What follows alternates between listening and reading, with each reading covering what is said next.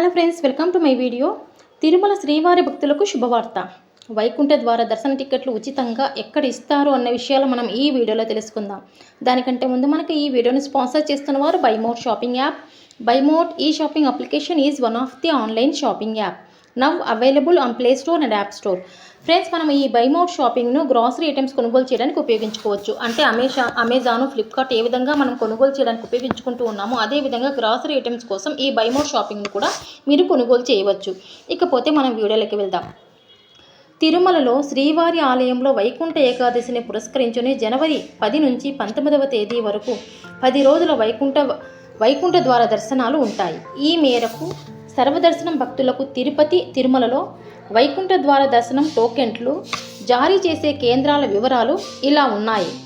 Jeevakona gypsy high స్కూల్లో 7 కౌంటర్లు, MR పల్లి జిప్సీ హై స్కూలు 8, రామచంద్ర పుష్కరిణి 10, రామానాయుడు హై స్కూల్ 10, బైరాగి పట్టడ 10, ఇందిరా మైదానం municipal office 15, Srinivasam complex 12, Vishnu Nivasam complex 14, Bhudevi complex 11, Balajinagar community hall 4 కౌంటర్లు ఉన్నాయి.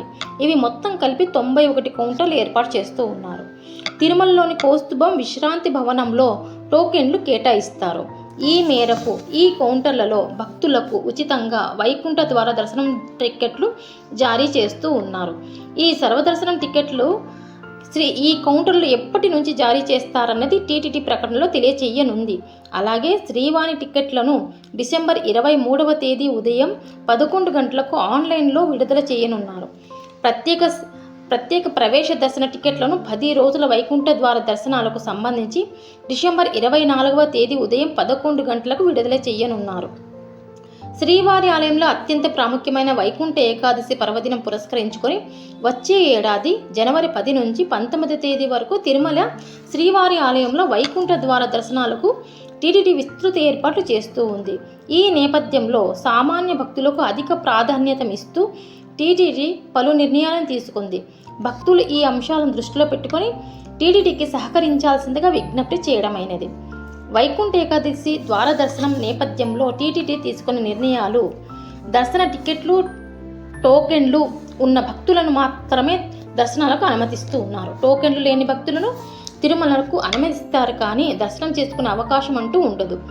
ఇది టీటీడీ ప్రకటనలో తెలిపింది అన్నమాట.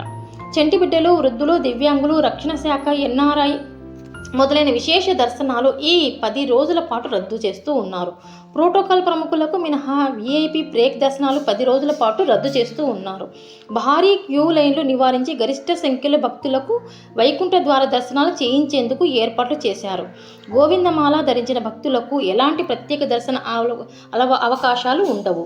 దర్శన టికెట్లు ఉన్న భక్తులను మాత్రమే దర్శనాలకు అనుమతిస్తూ ఉన్నారు. భక్తులకు కేటాయించిన టైం స్లాట్ ప్రకారమే క్యూ లైన్ల వద్దకు చేరుకోవాలని సూచించారు.